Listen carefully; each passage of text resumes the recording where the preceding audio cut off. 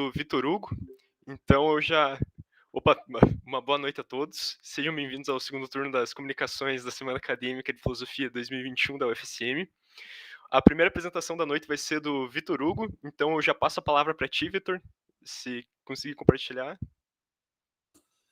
Oi, só tô com uns probleminhas de internet, espero que não trave durante a minha apresentação. Deixa eu apresentar aqui.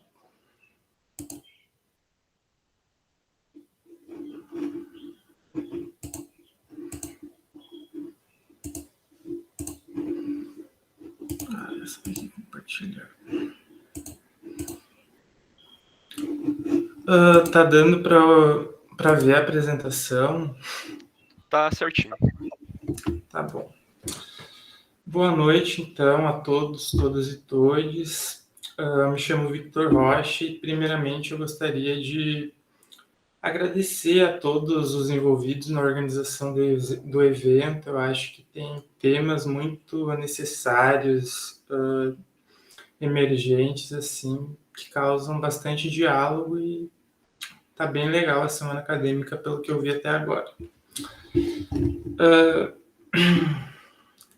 O tema que eu escolhi, então, para tratar é sobre o livro intitulado Filosofia da Caixa Preta, onde o filósofo Vilém Flusser propõe alguns ensaios sobre a filosofia da fotografia.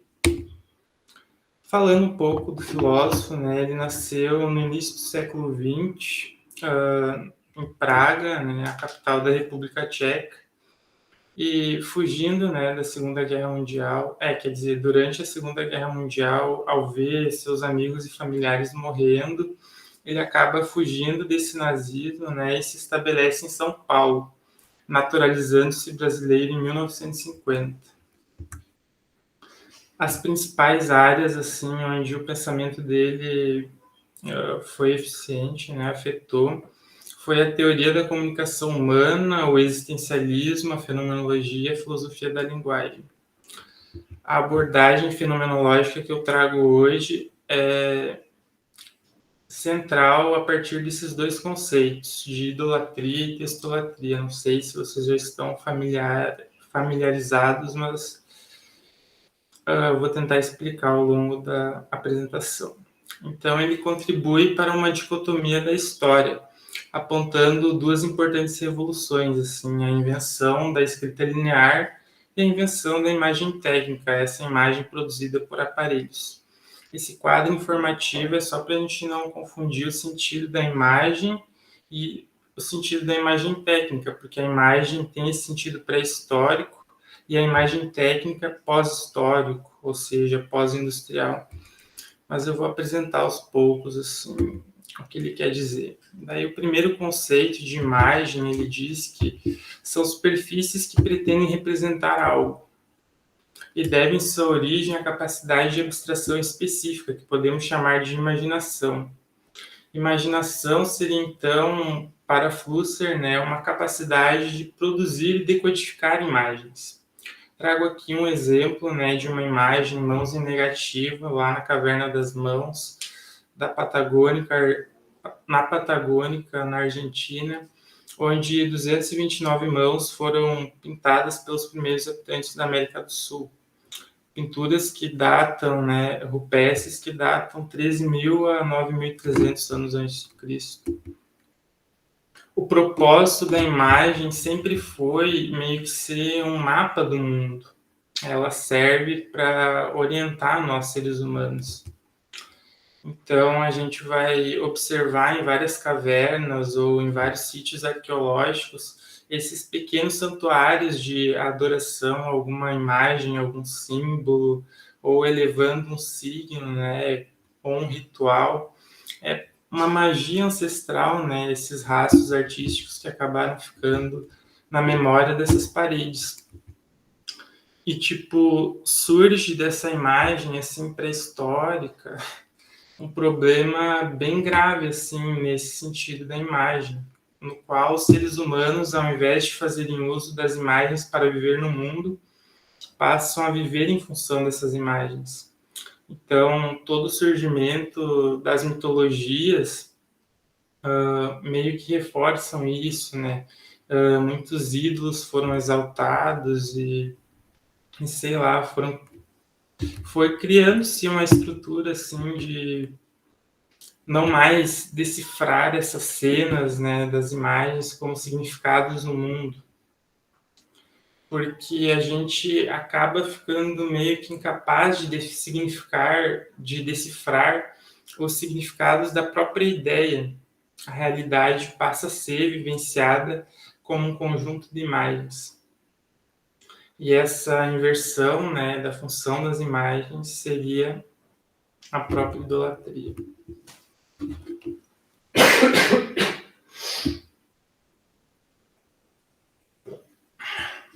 O culto, então, a adoração da imagem, trata-se, então, de uma alienação dos seres humanos em relação aos seus próprios instrumentos e propósitos.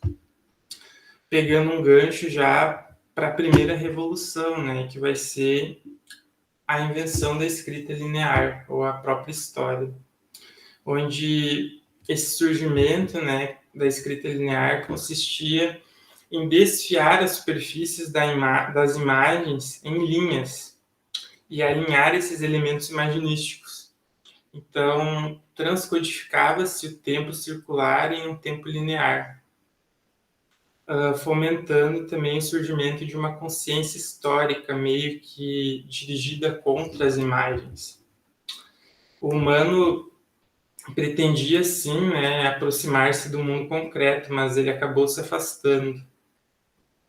Os conceitos não significam fenômenos, significam ideias.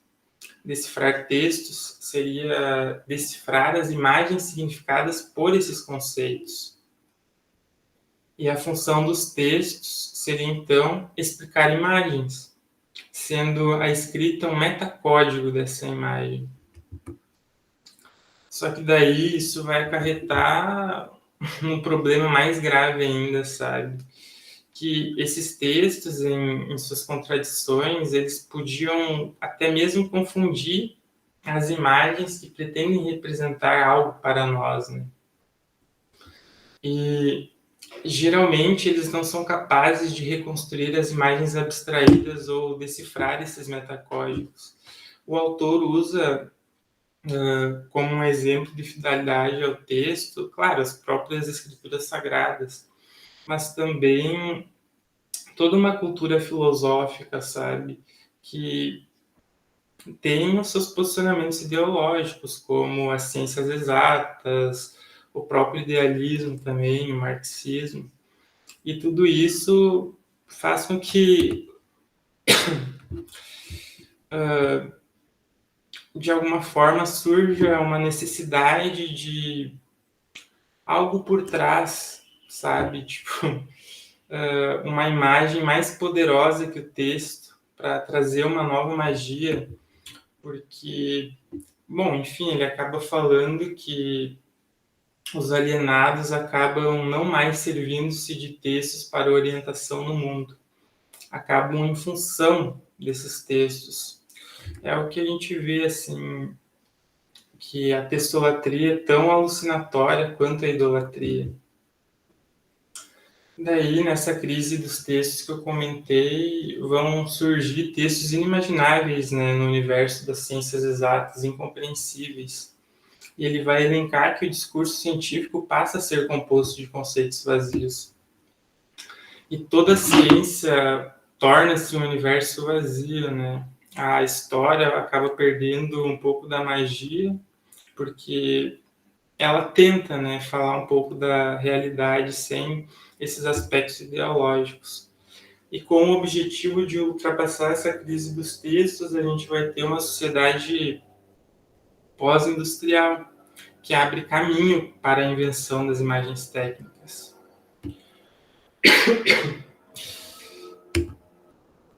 Imagens técnicas, como eu disse, é uma imagem produzida por aparelhos.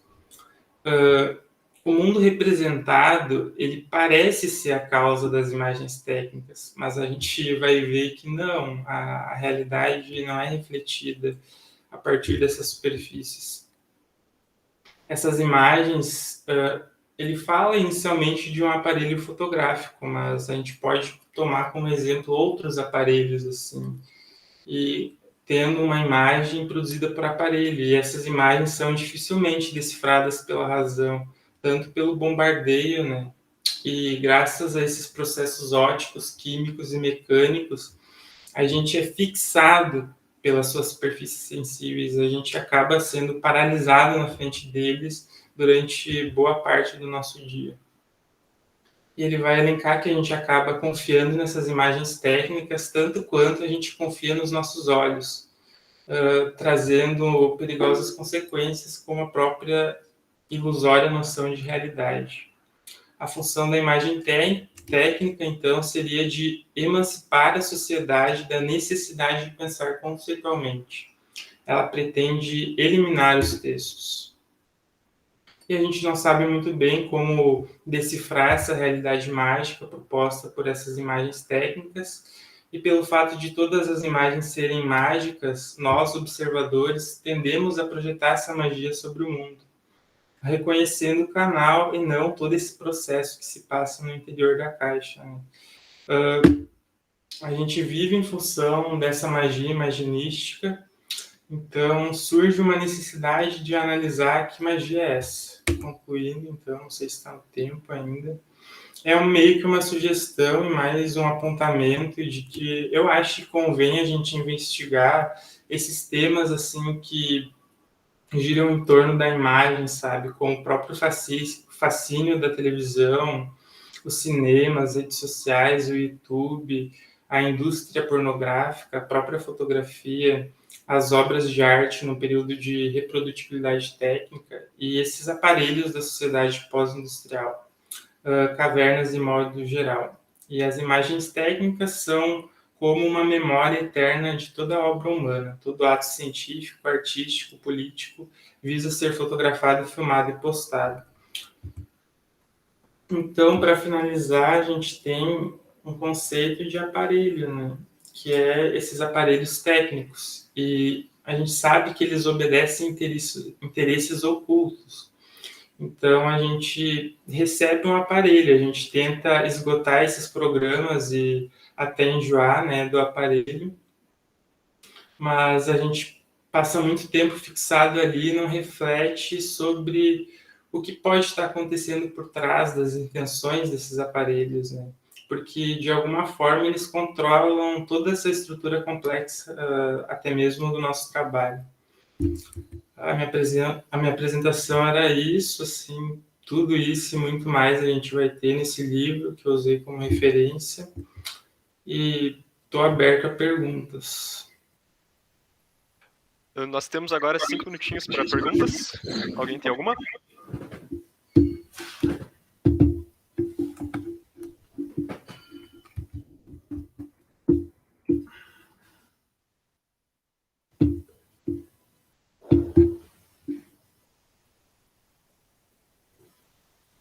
Bom, se ninguém tem nenhuma pergunta, então podemos partir para a próxima apresentação.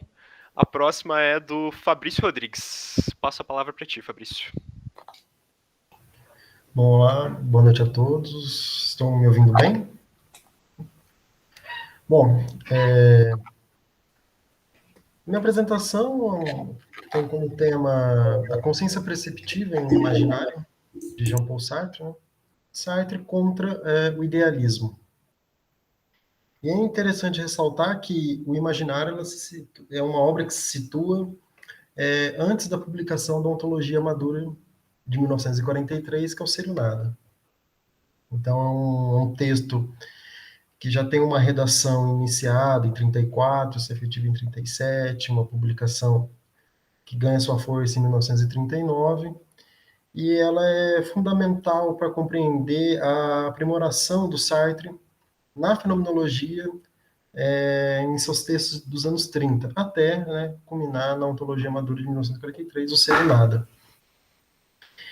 E o embate contra o idealismo se dá pelo fato de que a fenomenologia, e especificamente a fenomenologia husserliana, ela versa a um idealismo. Então, ela usa recursos como um eu puro. Ela retoma em 1913 com Ideias 1, uma estrutura demasiadamente kantiana, e Sartre utiliza as investigações lógicas do Husserl contra as ideias do próprio autor. Então ele instrumentaliza Husserl contra Husserl. E Sartre ele tenta fugir desses extremos da fenomenologia. Então, seja o realismo, que é você determinado pela exterioridade, ou um embate contra o idealismo, que é a minha consciência deduzir toda a realidade. E o problema do solipsismo é que ele sempre vai atravessar essas primeiras discussões do Sartre. Começando na transcendência do ego, que tem a primeira refutação ao problema do solipsismo, e em 1943, no Ser e Nada, a segunda refutação. Enfim, então é interessante ressaltar que consciência perceptiva por si só, ela é um termo antinômico, e ele vem nessa tentativa de superar os extremos, porque a consciência, a princípio, ela é pura atividade, ela é espontaneidade, ela é ato. E percepção, por si só, ela é receptividade. Então, quando o Sartre constrói o termo consciência perceptiva, ele está tentando, de uma maneira sintética, e de uma maneira a não reduzir um aspecto ao outro, conciliar atividade e passividade. Só fazer um parênteses que na transcendência do ego é um construto psíquico e ele é constituído por duas faces, né? Que é o G e o Moa, que é o G, a face ativa, né? Responsável pelas ações, e o Moa, estados e qualidades da consciência. Como a relação de síntese que o Sartre entende na sua filosofia não é uma síntese a la Hegel, que resolve as contradições, mas é uma síntese que mantém as contradições em tensão em uma totalidade, né? Então, por exemplo, a transcendência do ego, ele vai chamar de totalidade sintética indissolúvel, que é atividade e passividade no mesmo construto psíquico. Na imaginação, ele vai falar que todo fato psíquico é síntese, então envolve relações ativas e relações passivas. E no imaginário, ele vai mencionar um termo de organização sintética. Então é nessa esteira que situa o que seria a consciência perceptiva e esse embate ao idealismo. Bom, então no intuito de delimitar melhor a noção de consciência perceptiva, faz necessário um diálogo entre o imaginário e o ser e o nada, né? No primeiro livro é anunciado uma distinção entre percepção e pensamento, ao passo que no segundo, de certo modo, essa diferenciação aparece de uma maneira mais clara e objetiva, né? Em um imaginário, Sartre nos fornece o exemplo do cubo, o qual nos permite compreender a relação entre percepção e pensamento, ou melhor, a relação entre consciência perceptiva, que atua de maneira imediata, e uma consciência reflexiva, constituída no terceiro grau da consciência, que você toma posição e fala, eu faço isso, eu faço aquilo, ações reflexivas da consciência, que seria o terceiro grau.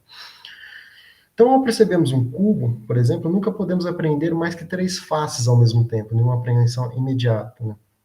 De modo que as outras 3 faces são deduzidas pelo sujeito.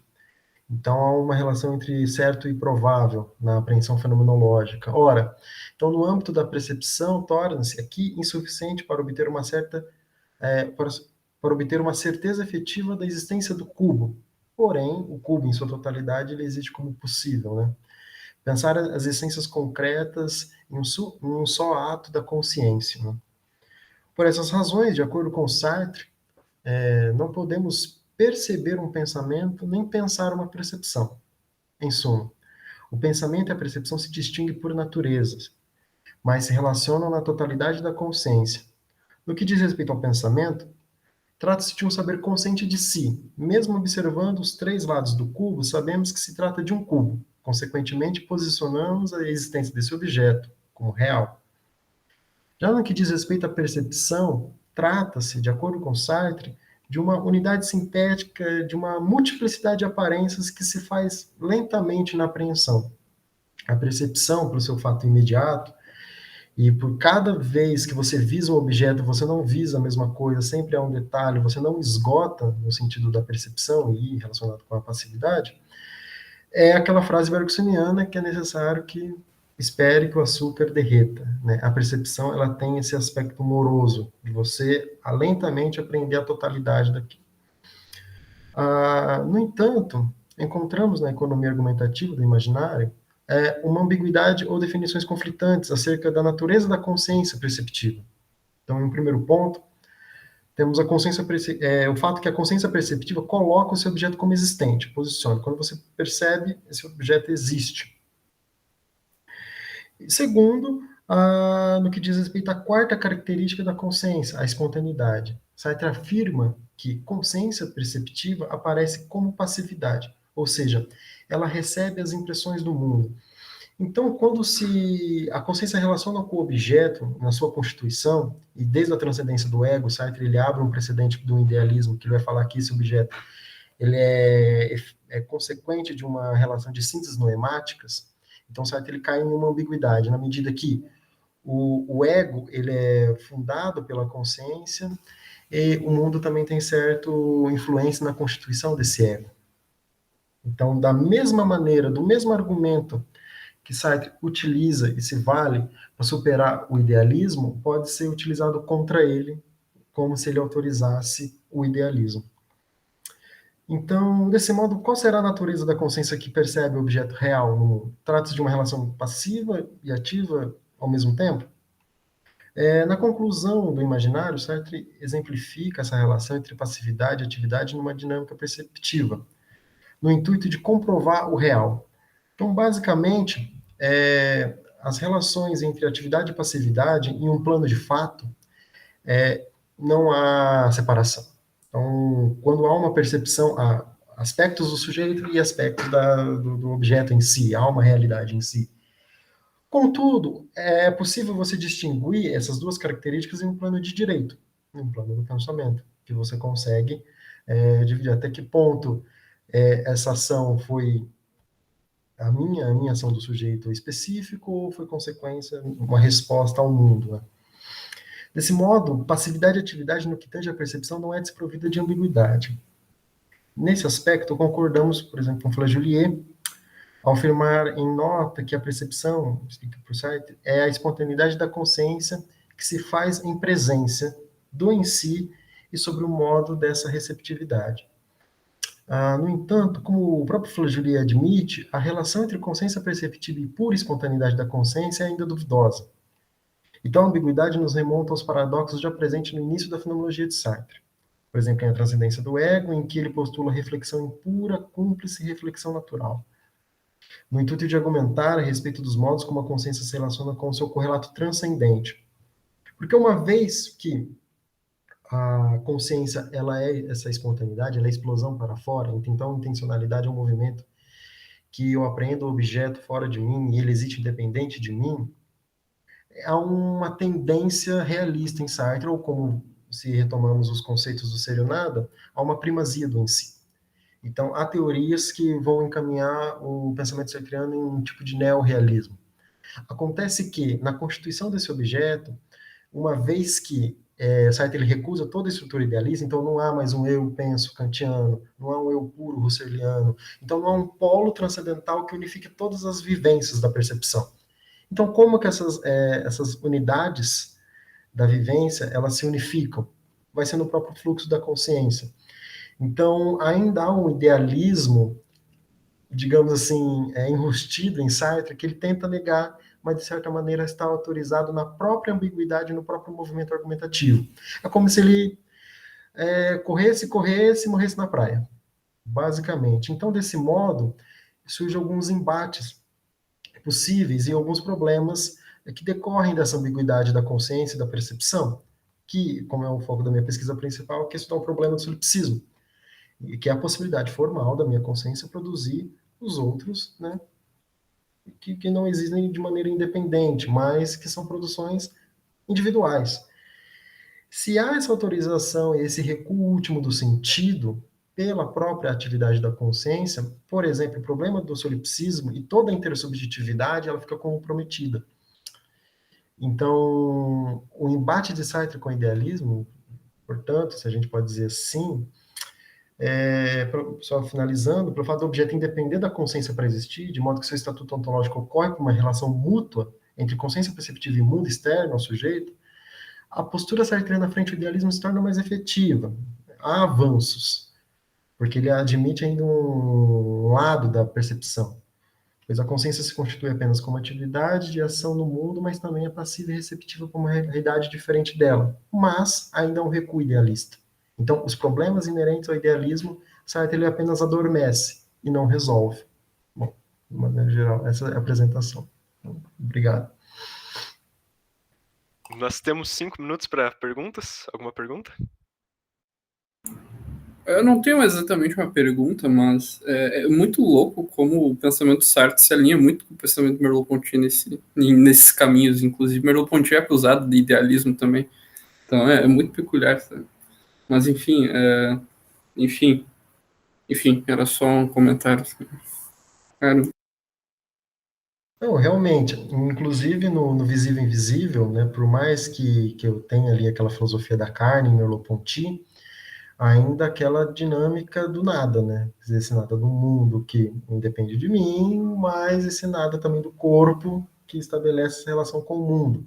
Então, é determinado e não é determinado. Então, sempre que há um recuo da consciência, um recuo do corpo, existem esses problemas de significado. Reagindo, né? Tem uma nova fenomenologia sendo feita, que é do Renan Barbahat, né, professor da Paris 1. Ele faz uma espécie de monismo fenomenológico. Então, não existe mais consciência, corpo também não é problema, existe ente e as suas dinâmicas de manifestação. Então, desse modo, problemas de solipsismo ou problemas de recuo idealistas não se fazem mais presentes nessa nova fenomenologia. É apenas a dinâmica e o pertencimento desses entes ao mundo. Recentemente, Renan Barbahat publicou um livro em 2019 chamado Pertencimento, em direção a uma cosmologia fenomenológica, que é um grande avanço nas discussões, porque as discussões fenomenológicas, hoje, se for ver em Sartre e Merleau-Ponty, elas oscilam muito. É realista? É idealista? Ah, que, meu Deus, o que será? Então, com esse novo pensamento do Renan Barbahat, esse dilema ele se torna superado. Os problemas agora é o ente em sua manifestação e a sua ocupação do lugar, né? Do mundo, propriamente dito. Mais alguma pergunta?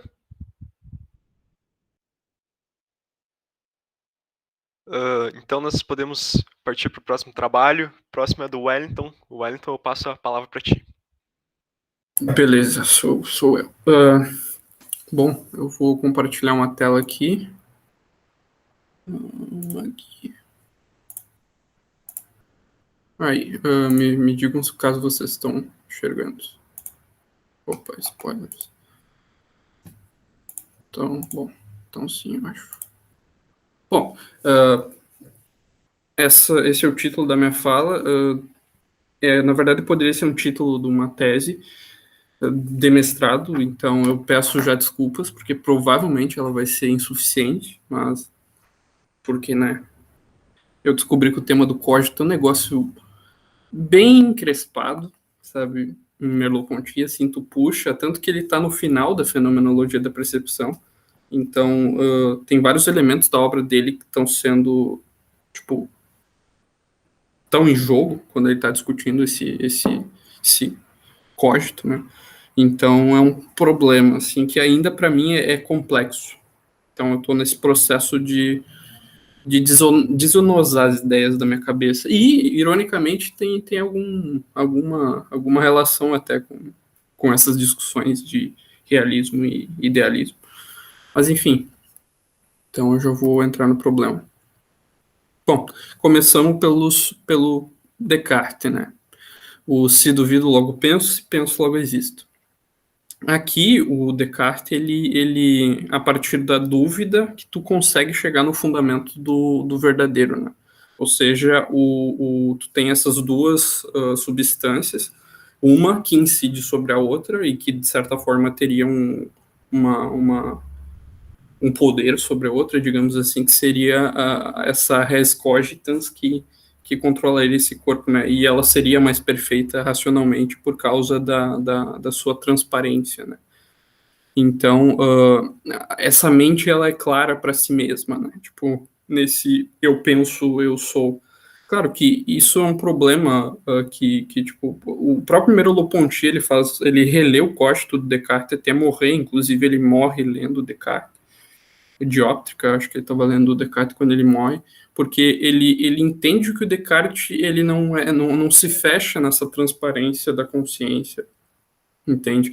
Por exemplo, o Descartes ele reconhece, ele cai no solipsismo pela razão, mas ele não consegue admitir, ele admite o problema da relação da alma e corpo. Ele admite um problema, mas ele não está dizendo que unicamente fechando a questão, porque ele admite que existe. Enfim, é bem difícil esse problema e não está muito claro para mim ainda, então eu preciso de leituras para conseguir clarificar isso na minha cabeça. Mas, enfim, partindo então dessa primeira leitura do Merleau-Ponty do cogito, ele percebe que essa questão do Descartes é muito forte, a res cogitans, por causa dessa transparência. E aqui tem essa citação: se a única experiência do sujeito é aquela que obtenho coincidindo com ele, se por definição o espírito se furta ao espectador estranho, isso só pode ser reconhecido interiormente, meu cogito é por princípio único, ele não é participável por um outro. Se eu não tenho exterior, os outros não têm interior.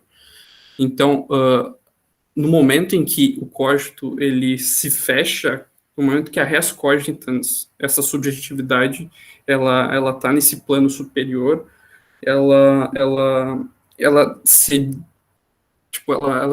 reconhece e gospe para fora qualquer tipo de relação exterior. Por exemplo, uma relação com o estranho, né? E isso é problemático. Merleau-Ponty vê isso como problemático porque acaba caminhando para esse solipsismo, ou seja, tu não pode interpretar unicamente por esse campo. Enfim, a pluralidade das consciências é impossível se tenho consciência absolutamente de mim mesmo. É até impossível adivinhar um absoluto divino atrás do absoluto do meu pensamento. Tanto que isso, até pela ordem das meditações, tu vê, né? Tu primeiro tem a certeza do pensamento, depois tu tem a certeza de Deus, né? E isso se dá até por uma relação de fundante-fundado, né? Enfim, é complexo. E, inclusive, no curso do Merleau-Ponty da União de Alma e Corpo, ele coloca que é um problema isso. Tipo, há uma certa incompatibilidade. O cogito ele não pode ser absoluto se houver algo como Deus, porque, entende? É complexo, enfim, como eu disse. Mas, enfim, é necessário ter um exterior para pensarmos no interior. Isso é fundamental, sabe? Para que a gente consiga admitir algo como outro, sabe? E o próprio Descartes define esse outro na sexta meditação, que é Deus. Ou seja, tu tem um resíduo estranho, né? Então, tu não pode ser um solipsismo, não pode haver um solipsismo absoluto, né? E, enfim. Assim, tu tem os irredutíveis, que eu coloquei essa citação do Merleau-Ponty. A certeza de uma possibilidade não é senão a possibilidade de uma certeza. O pensamento de ver-se não é senão uma visão e ideia, e nós não o teríamos se, por outro lado, não tivéssemos a visão da realidade. Isso vem isso já aí que eu estou pressupondo já todo o caminho da fenomenologia da percepção, que é demonstrar que as estruturas perceptivas são originárias e fundantes das estruturas da reflexão. Então, tu não consegue conceber por exemplo, uma ideia de visão se tu não vê. É como se a ideia, por exemplo, a ideia abstrata de visão, ela não ficasse presa na mera concepção construída da ideia de visão. Ela sempre tem um excesso. A língua é demarcada por esse excesso de sentido que não é presa em si. É complexo tu descrever, por exemplo, o visto para um cego, talvez. Sabe? Essa barreira sensorial que, de certa maneira, demarca o excesso de sentido no próprio dito, né? No próprio logos, né?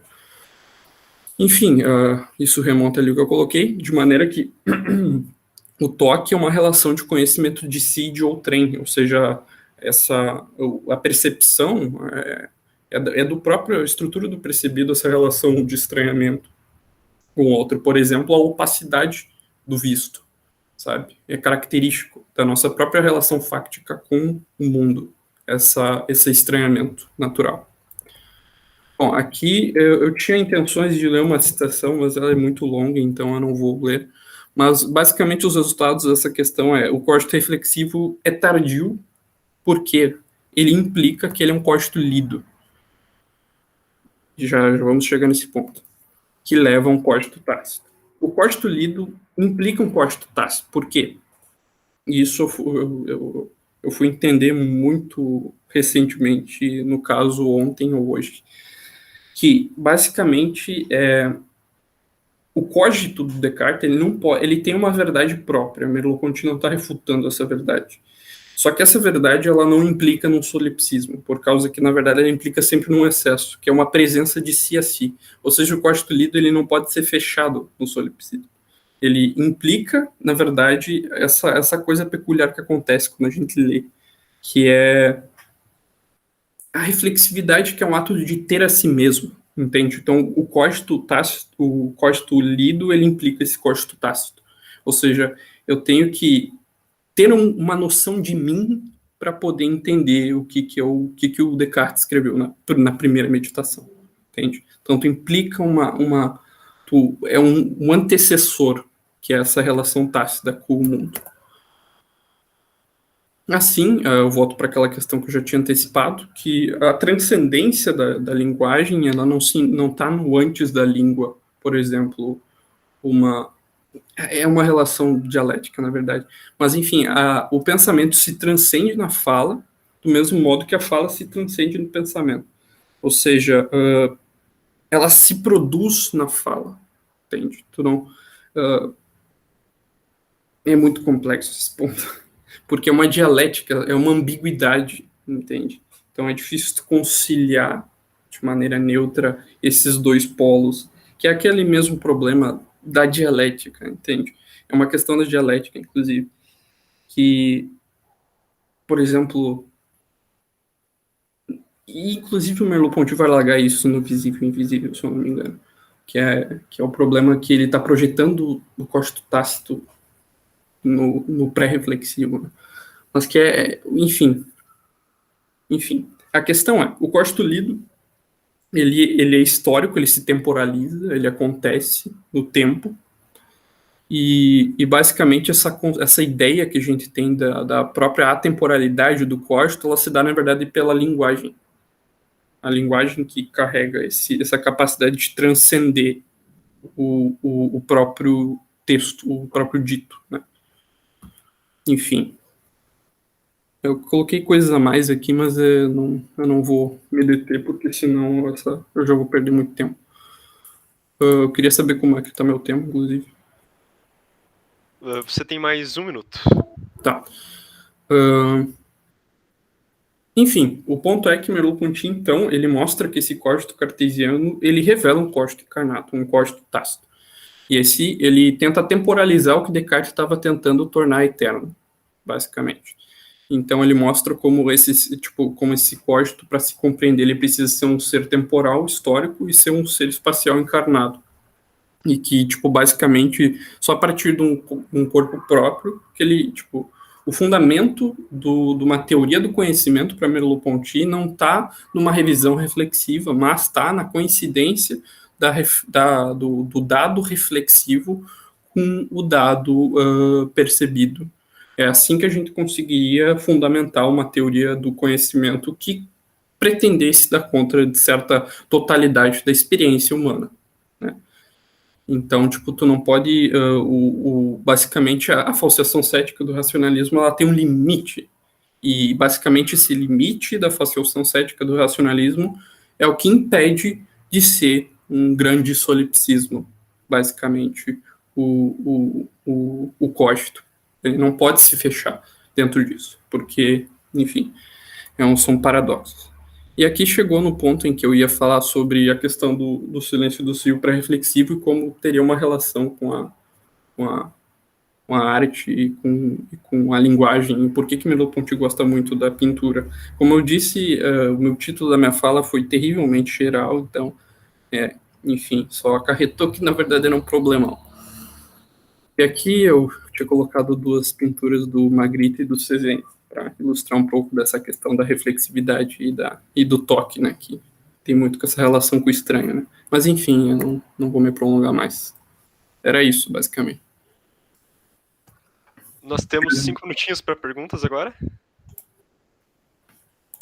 Eu tenho todas as perguntas para mim mesmo, basicamente. Bom, eu tenho uma pergunta que... Não, primeiro, parabéns pela apresentação. Muito obrigado, hoje. Você usou o termo solipsismo absoluto.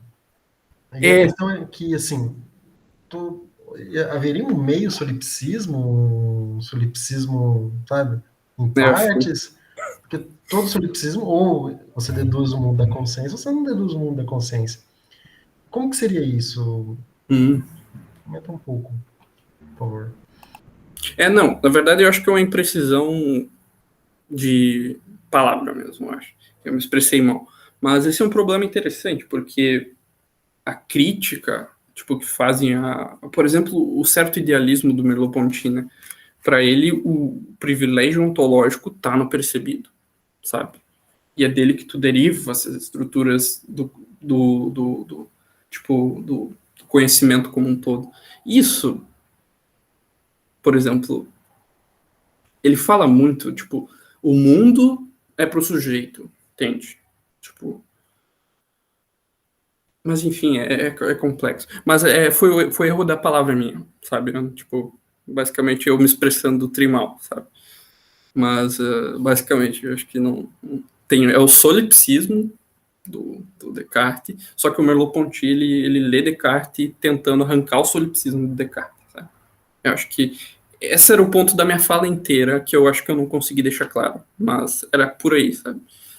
Então, caso tenha conseguido deixar isso um pouco claro, já me dou por vencido. E peço desculpas pelas obscuridades, porque é um lance que eu tô pensando ainda, então é complexo. Mas enfim, era isso. Mais alguma pergunta? Bom, se não temos mais nenhuma pergunta, no momento eu tenho que me retirar, então eu passo a mediação para o Carlos.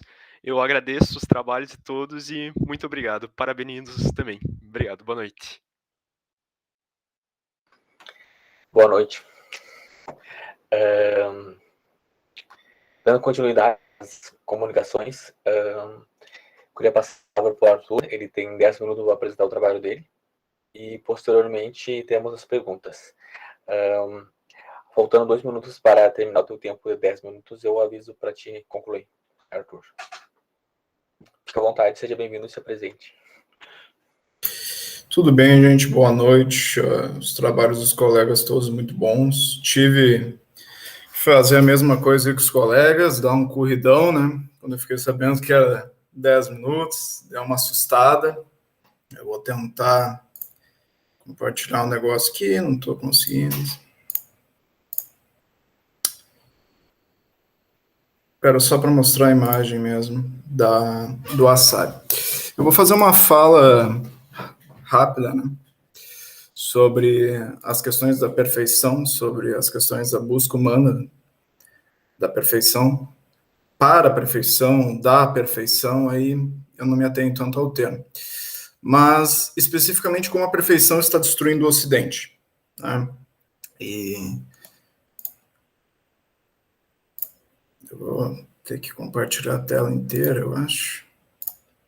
E aí, deixa eu ver. Acho que aqui. Vocês enxergam aqui? Sim. Tá. Basicamente, o que eu quero buscar nesse ensaio que eu escrevi, e resumindo, é que a nossa busca pela perfeição no Ocidente, por levar vários fatores, né? E eu jogo um pouco a culpa no capitalismo, eu jogo um pouco a culpa em ideais liberais, eu jogo um pouco a culpa na constituição do indivíduo, né, que é moderna. E o Wasabi, ele é uma teoria e uma composição que não é nossa, não é do Ocidente, é do Oriente. E quando ele nasce com esse ideal, e é um pouco contrassensual ser chamado de ideal, porque no fim ele me parece muito mais próximo do ser humano, tal como ele é, e essa imagem ela retrata exatamente o que é a minha síntese, assim, falando rapidamente nesses 10 minutos, sobre como essa busca que nós temos, praticamente desde a Revolução Industrial, ela está nos destruindo, ela está nos tornando doentes, ela está nos tornando ansiosos, ela está nos trazendo uma depressão. Eu não vou jogar toda a culpa, obviamente, nessa busca pela perfeição, mas boa parte, ok? É óbvio o que nós estamos vivendo atualmente com as redes sociais, as questões que a rede social está demandando, mas eu jogo isso anteriormente. Eu acho que essa busca pela perfeição, ela pode ser colocada a culpa, sim, no capitalismo, principalmente, mas eu acho que desde que a humanidade se concebeu no Ocidente e as concepções muito anteriores já traziam esses ideais monistas de Deus, né? Nós temos essa queda dos vários deuses, né? Principalmente os gregos e romanos, e a ascensão do catolicismo, que traz a ideia do Deus único, perfeito. Então, se jogarmos para a história, ali começa esta busca pelo uno, pelo ideal e pelo perfeito. Só que, para mim, isso é uma cultura idealizada em algo impossível. A minha resposta, né, vai para a Ásia, a minha resposta está com os asiáticos, e é japonesa. O Wabi-Sabi, eu vou falar rapidamente sobre ele. Ele é um contraponto crítico à cultura de aceleração. E isso mais na contemporaneidade. Mas se nós tomarmos também o Wasabi para o começo do nosso calendário, né, ali de Cristo, a queda de Roma, etc., esses ideais, eles também já podiam estar presentes. Né? Não da mesma forma que hoje, pós-Revolução Industrial, mas essa ideia do Deus Uno perfeito, né? Então, eu acho que nasce lá atrás com o Deus Uno e perfeito, e alguns dirão que até anteriormente é isso, mas eu estou me atendo ao fato de que se espalhou mais nessa época. E talvez, né, não à toa o Brasil, o país mais ansioso do mundo, os japoneses eles estejam lidando com essa cultura da aceleração de uma forma melhor, por causa dessa forma de enxergar o mundo imperfeito, mutável, que são derivados do Zen budismo. Então, são questões culturais. Essas demandas constantes de perfeição, produtividade e aceleração da nossa atualidade, o Wasabi ele faz uma aproximação cuidadosa de autoridades culturais, que nos podem ser especialmente reveladoras. Ele se propõe a contribuir de ferramentas, tanto artísticas como filosóficas, para a gente fazer, literalmente, uma exploração do que é o ser humano enquanto constituição, na realidade. Né? E se nós somos seres que nos concebemos de aprendizagem com a natureza através de erros, conceber uma perfeição é muito claramente um modo doentio de operar. Né? É claro que eu estou pulando diversas coisas, mas, embora desenvolvido com maestria no Japão e pelos japoneses, eu acho que a gente pode, enquanto Ocidente, aprender muito com eles. Eu vou finalizar aqui para olhar para vocês. Que eu já apresentei a arte. Que a nossa cultura ocidental, que bebe muito da cultura europeia, ela pode ter uma enorme contribuição, e aqui eu falo de contribuição de saúde, principalmente. De filosofia, acho que em segundo ponto. A gente faz boa filosofia quando estamos saudáveis, né? Então, seria o meu ponto principal, uma defesa em busca da saúde, em busca de olharmos para o mundo com um olhar mais realista. E quando eu digo realista, eu estou dizendo imperfeito. É isso que eu estou dizendo. Eu estou literalmente dizendo que o perfeito não existe. Eu estou literalmente dizendo que a nossa busca do ideal de perfeição é uma busca que se formos trazer ego, questões psicológicas, infelizmente não posso me demorar, mas me aprofundei um pouco nisso também, da onde nasce essa questão de buscar a perfeição. Eu estou jogando apenas fatores históricos, culturais, mas não levando em conta isso, mas as causas de tudo isso. Não o porquê nasceu e porquê somos como somos, mas o que isso está nos causando é um desastre. Então, a minha apresentação tive que reduzir drasticamente, serve como um alerta de como a gente pode viver de uma maneira a enfrentar os nossos desafios contemporâneos, até o fascismo, eu diria, né? Se formos pensar, por exemplo, no nazismo de Hitler e aqueles ideais, ele tinha um ideal de perfeição, né? Não estou jogando toda a responsabilidade nisso, mas eu estou jogando um detalhe disso. Então, se formos também olhar para muitos ditadores, muitos psicopatas, eles têm esse ideal de uno, perfeito, imutável. Então, é um convite, o Wasabi é um convite a olhar para o que nós concebemos como seres humanos, o que nós nos concebemos enquanto seres humanos na Terra, principalmente da comunidade filosófica, né? Nós que nos minamos de argumentos, nos minamos de boas teorias, nos minamos de ótimas formas de se conceber a realidade, se nós não estamos, em uma determinada forma, constituindo ideais impossíveis de serem alcançados, que são distantes da nossa natureza. O Wasabi, ao meu conceber, é a defesa da realidade. A defesa do que a humanidade se aproximou melhor para a sua concepção com a natureza, dessa troca com a natureza. Então, ali vocês viram a tigela logo no início, ela não é perfeita. Tu vai tomar, ela não vai quebrar, né? Ela não é mal feita, não é esse o ponto.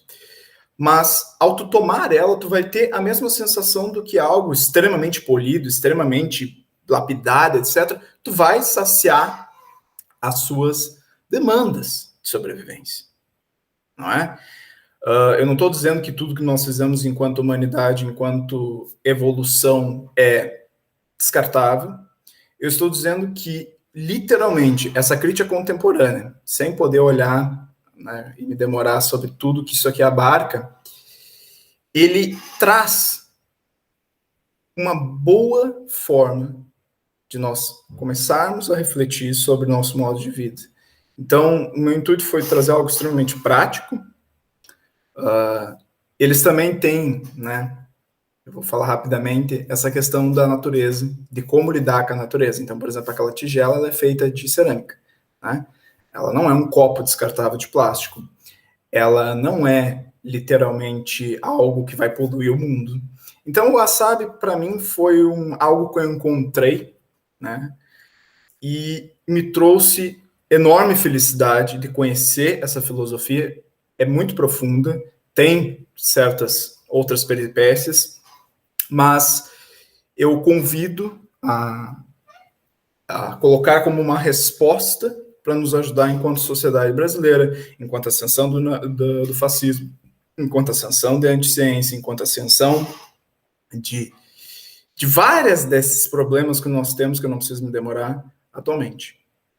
E aí eu vou defender mais uma vez que todos esses elementos contemporâneos do fascismo, da anticiência, etc., se você for conversar com essas pessoas, você vai perceber que eles têm ideais de perfeição do que eles concebem de realidade. Basicamente, pelo tempo que tenho, essa é a minha apresentação.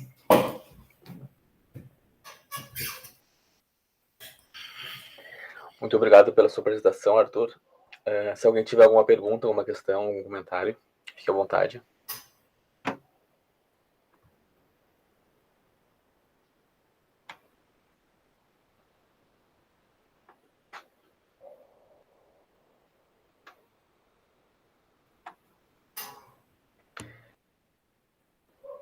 Caso tu queira usar esses 5 minutos para fazer mais um comentário, alguma coisa, Arthur? Eu vou fazer sim.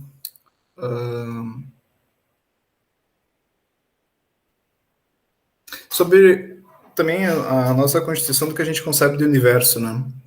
Sobre a gente conceber o universo matemático como algo padronizado, como algo que tem uma fórmula que a matemática pode explicar, e o Abissab, então, aqui começa os pontos, né, como colega, né, que renderia uma tese de mestrado também, de que o universo, matematicamente falando, ele não parece ser tão padronizado quanto a gente pensa.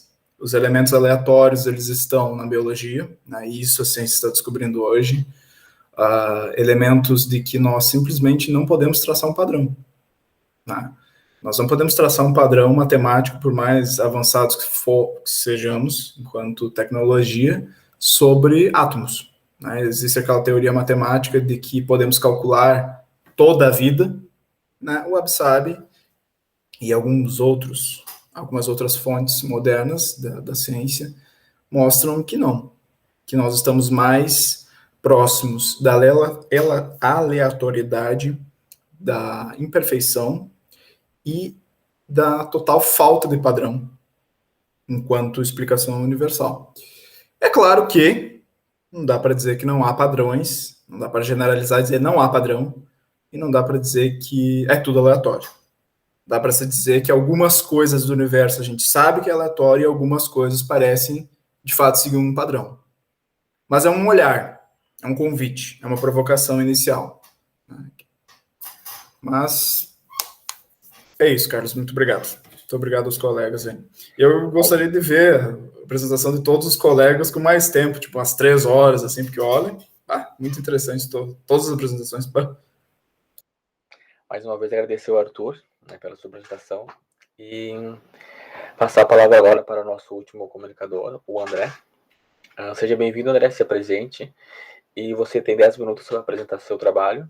E faltando 2 minutos, novamente, eu também irei avisar para você concluir. E depois temos 5 minutos de diálogo. Certo, combinado. Eu vou ligar aqui o cronômetro, que assim eu fico mais seguro, porque eu vou acompanhando aqui. Boa noite. Em primeiro lugar, eu gostaria de agradecer pela oportunidade de estar expondo o meu trabalho. Eu sou aluno de graduação do curso de Filosofia da UESB, Universidade Estadual do Sudoeste da Bahia, e esse meu trabalho ele ainda é um trabalho um pouco embrionário, né? Ele ainda está no começo. Contudo, neste trabalho eu procuro pensar as contribuições de uma leitura de Epicuro que seja crítica, né? No sentido de que procure propor pontos de adequação entre aquilo que o filósofo hedonista propõe e aquilo que caracteriza ou que tem determinado a contemporaneidade. Eu conheci o Epicuro por meio do Michel Onfray, e eu acho crucial salientar isso, porque o Michel Onfray, assim como o Pierre Hadot, eles retornam, né, eles fazem essa apologia da filosofia antiga, no sentido de que essa filosofia era uma filosofia que se caracterizava como uma prática de vida, que se caracterizava como uma prática existencial. E esse foi um caráter que a filosofia foi perdendo, sobretudo a partir da Idade Média e com a modernidade, né, com o advento da modernidade. Antes de tentar fazer essa aproximação entre o epicurismo e a contemporaneidade, eu vou falar um pouco sobre alguns aspectos relevantes do epicurismo, do contexto histórico em que esse pensamento surge, antes de que possamos fazer estabelecer as devidas pontes com a contemporaneidade. A filosofia epicurista, ela surge no contexto de dissolução da polis, certo? No período helenístico. E esse é um momento marcado pela separação entre ética e política. Esse é um momento no qual os homens são excluídos da vida política, e isso se dá, sobretudo, pela ascensão do Império Macedônico. Então, com a ascensão do Império Macedônico, a democracia grega, ela entra em crise, e aí o homem deixa de se realizar unicamente por meio da vida na polis. o que faz com que os homens se voltem para si mesmos. Eles deixam de se ocupar com a dimensão política da sua vida e passam a se ocupar com a sua dimensão individual. E aí é importante salientar esses dois aspectos. O surgimento do indivíduo, né? Ou seja, esse sujeito que se afasta da coletividade, e a separação entre ética e política. Vale lembrar que o Epicuro, ele nasceu na ilha de Samos. Na vida adulta, ele foi viver em Atenas e ainda assim vivia nos subúrbios, né? Assim, uma área afastada do centro da capital. Os princípios do hedonismo, os princípios da doutrina epicurista. O que é o prazer para Epicuro? Isso é muito relevante, porque o prazer para Epicuro não se caracteriza pela vivência de momentos, né? Ou seja, não são momentos de prazer, como a gente concebe hoje, por exemplo. Né? Eu sinto prazer quando leio, eu sinto prazer quando consumo um chá, mas eu não vivo continuamente em prazer. Geralmente é esse o conceito que a gente faz de prazer. Mas para o Epicuro, não. Os cineraicos também se utilizavam, né, de uma concepção de prazer um pouco semelhante a essa. Para o Epicuro, não. Para o Epicuro, o prazer é todo estado que se caracteriza pela ausência de dor. Ou seja, sempre que o homem não está sofrendo, sempre que ele não está sentindo dor, ele está sentindo prazer. Isso é legal, né? É assim uma concepção bem suave da vida, assim, bem alegre. E há dois princípios que são cruciais para o epicurismo, né? Ou para o hedonismo de Epicuro, que são a ataraxia e a aponia.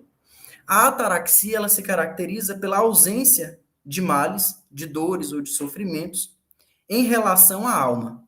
E a aponia se caracteriza pela ausência de dores, de sofrimentos ou de males relacionados ao corpo. Então, para Epicuro, os homens devem cultivar o prazer como um meio de viver a eudaimonia, de viver uma vida prazerosa, plenamente feliz. Há uma identificação em Epicuro entre o prazer e o bem, né? E eles são colocados como um meio para a felicidade, né? Que é o ápice de uma existência bem vivida, né? A existência do homem sábio, vamos colocar assim. Então, agora eu vou falar um pouco sobre o sábio, né? O conceito de sabedoria proposto por Epicuro. Como eu disse, a filosofia epicurista ela possui um caráter prático e, em certo sentido, realizável. Né? Não se trata, o sábio em Epicuro não se trata de um ideal irrealizável, muito pelo contrário. Então, o sábio ele vai se caracterizar basicamente por 3 princípios, vamos dizer assim. O cultivo de amizades, né? Esse é um ponto importante para o Epicuro, porque como o homem, né, como nesse contexto, um contexto de crise social, os homens se afastam da vida coletiva, é crucial que os homens cultivem a filosofia, mas que o façam na companhia daqueles que lhes são semelhantes, né, ou naqueles que também convergem, que também apoiam esse cultivo, vamos dizer assim. O sábio é aquele que se afasta da vida política, como eu já disse, e por isso ele cultiva as amizades, né? E o sábio é aquele que preza pela vivência dos prazeres naturais e necessários. O Epicuro ele estabelece uma hierarquia entre os prazeres, né? Então existem 3 tipos: os prazeres naturais e necessários, como comer quando sentimos fome ou como beber quando sentimos sede. Os prazeres não naturais, os prazeres não necessários, mas naturais, como comer comidas refinadas, e os prazeres não necessários e não naturais, como buscarmos riquezas. Então, o sábio é alguém que se afasta das inconstâncias da vida política, que cultiva as amizades e os prazeres naturais e necessários. Então, fazendo uma aproximação com o que nós estamos vivendo. Quais são as limitações?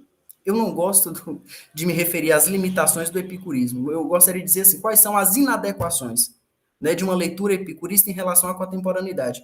E quais são as grandes potencialidades dessa filosofia. Bem, nós vivemos, né, o contexto de crise sanitária, ele se caracteriza pela dissolução da sociedade, né? O Freud diz isso, a sociedade ela surge, a civilização surge a partir do triunfo da pulsão de vida. O que nós estamos vivenciando é exatamente o triunfo da pulsão de morte, né? A dissolução da civilização, é a necropolítica. E aí nós vivemos algo muito complicado, que é a perda das amizades, né? Os nossos amigos estão morrendo. Então, você tem uma situação semelhante à de Epicuro, né, no sentido de dissolução da polis, vamos dizer assim, e a perda da amizade. Né? Então, como essa filosofia ela pode ser útil? Primeiro, a filosofia epicurista, ela apregou o afastamento da vida política.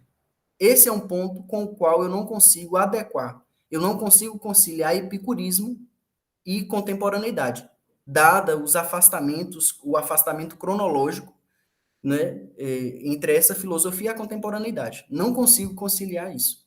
Contudo, existem outros pontos que podem ser explorados e que podem, sim, ser, de certo modo, explorados no sentido de uma aproximação, que são o cuidado consigo e com o outro. Já estou concluindo, viu? Só mais um minutinho. O cuidado consigo e com o outro, que é uma característica da filosofia epicurista, né? A busca pela conservação de si, a recusa dos prazeres que envolvem dor.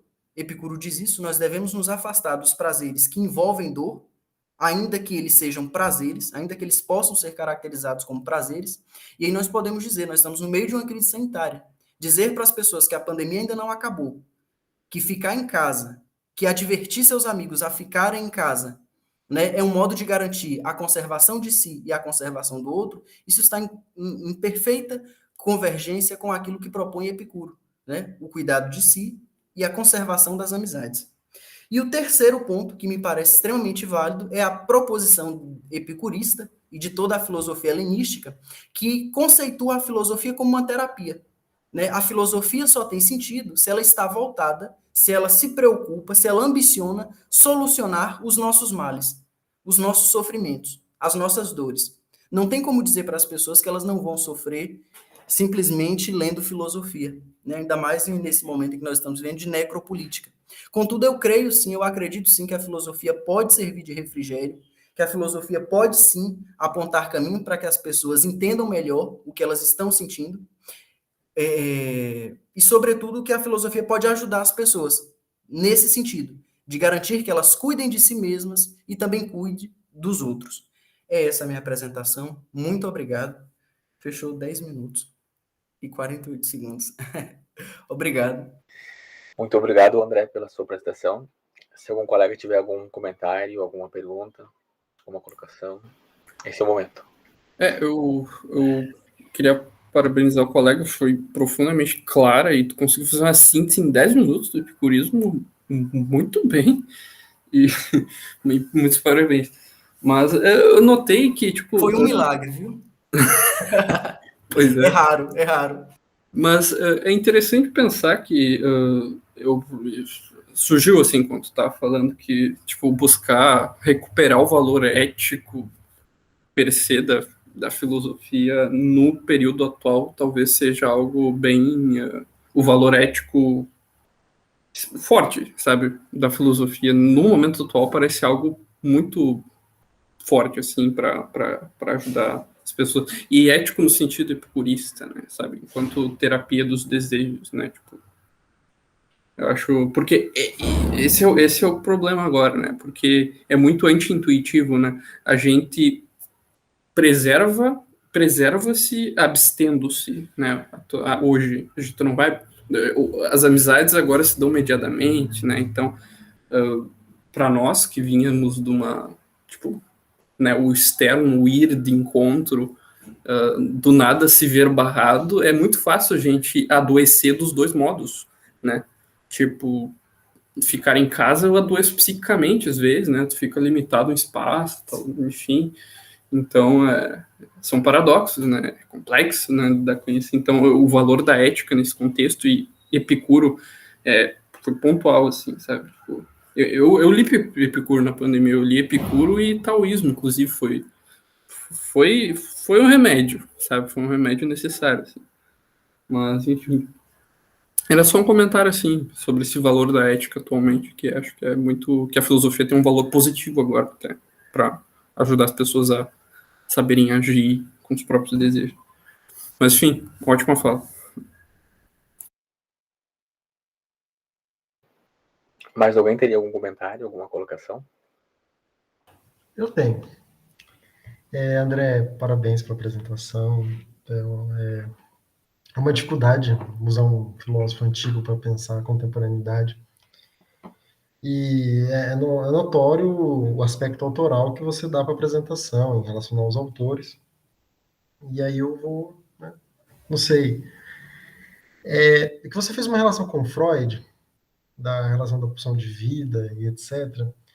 Só que no Mal-Estar na Civilização, o que ele tenta dizer e postular é, acho que o oposto, né? Que ele vem de uma influência hobbesiana e que, na verdade, a civilização ela se dá na medida que você recalca as suas pulsões, a vontade de destruir o outro, né?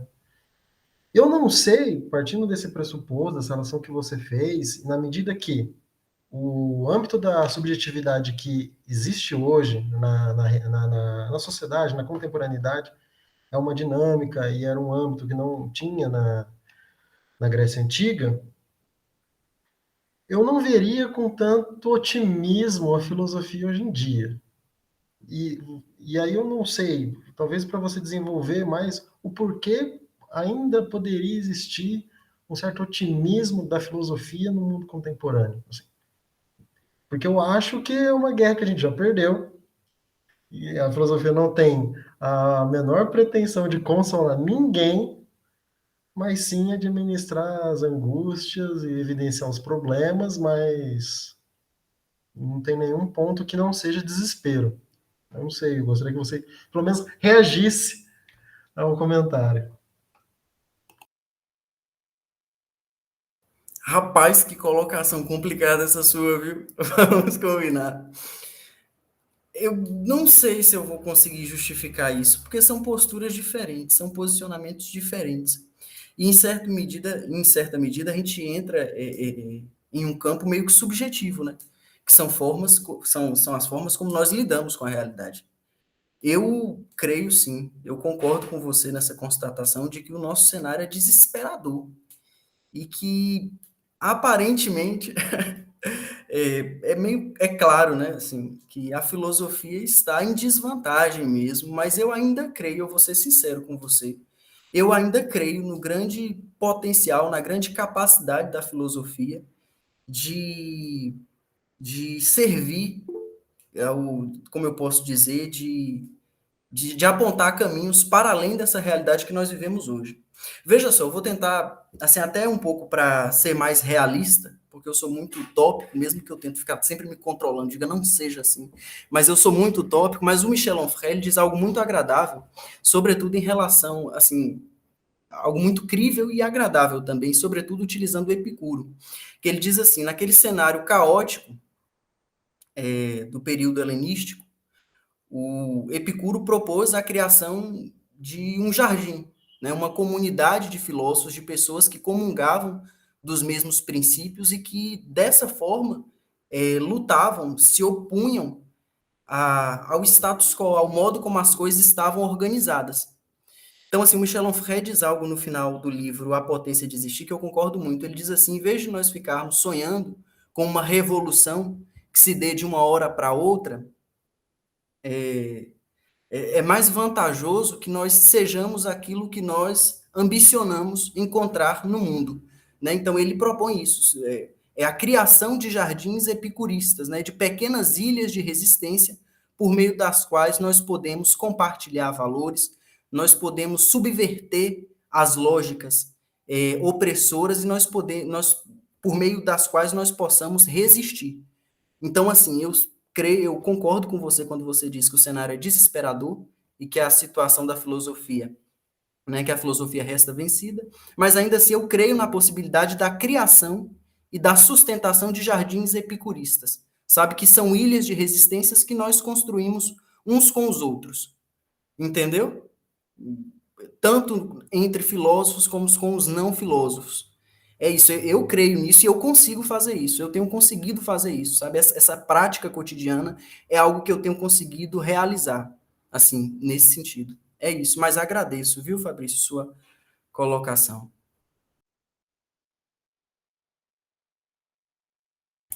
Bom, Pergunta difícil, rapaz. Brincadeira. pois é, bom, se eu sigo a ordem da fila, Carlos, daí eu falo, tá. Não, um outro ponto que eu até, inclusive, fiquei pensando na tua fala, que é a curiosa semelhança que eu nunca tinha notado, talvez muita gente já tenha notado, mas é uma semelhança muito peculiar, que é a perspectiva epicurista com o Schopenhauer. Só que é engraçado, porque eles concordam discordando absoluto. Tipo, quando tu falou que a vida, quando não é dor, é completamente prazer, é engraçado porque é só inverter que vira Schopenhauer. Porque tipo, pro Schopenhauer é quando não tá, tipo, quando tá tendo prazer é quando tu não tá tendo dor. Então, vida que segue, sabe?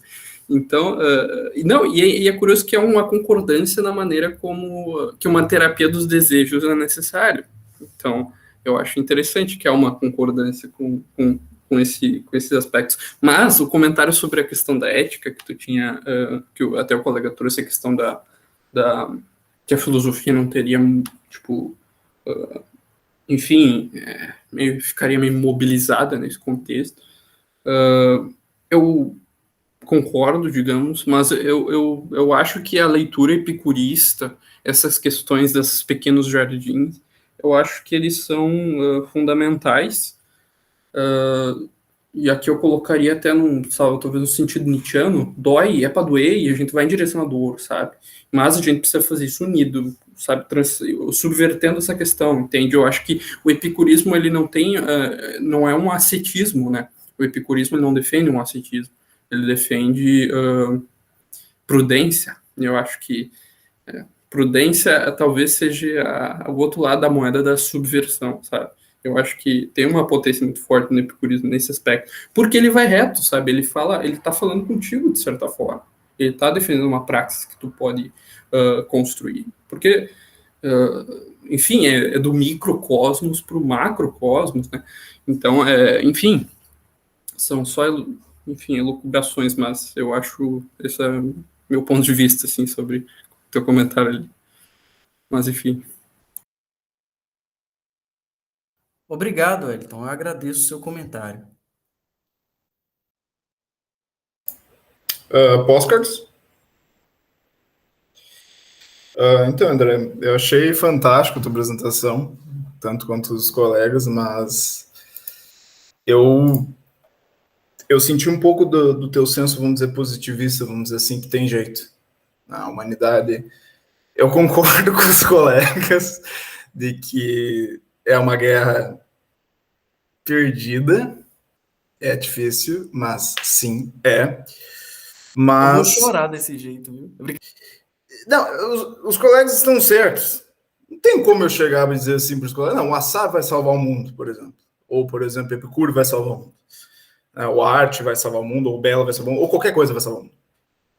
Eu acho que se tivéssemos mais filosofia, teríamos um mundo melhor, óbvio. Mas eu acho que a tua proposta, ela é muito necessária, sabe? Porque não só de trazer um pensador antigo, né, que é conhecido, para a contemporaneidade e trazer essas questões positivas de como lidar com a realidade, porque eu acho que isso também é muito essencial. Eu acho que eu não me fiz muito bem explicar ali nas minhas teorias do Wasabi, por não ter me cronometrado bem, mas eu também tento ser o mais positivista que eu posso, nesse sentido de olhar para o mundo e dizer, não, tem jeito. E, na minha visão, todos que procuram uma forma de fazer filosofia nesse sentido para a humanidade, nesse sentido filantrópico, eu acho que é uma questão de saúde e necessidade. Eu não sei se tu vê dessa forma. Eu vejo muito numa questão de saúde e necessidade. De vamos continuar existindo única e exclusivamente se tivermos mais saúde.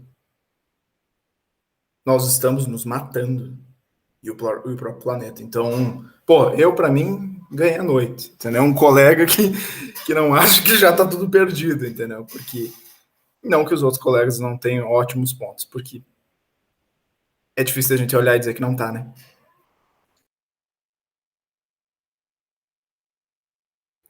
Eu agradeço, Arthur, pelo seu comentário.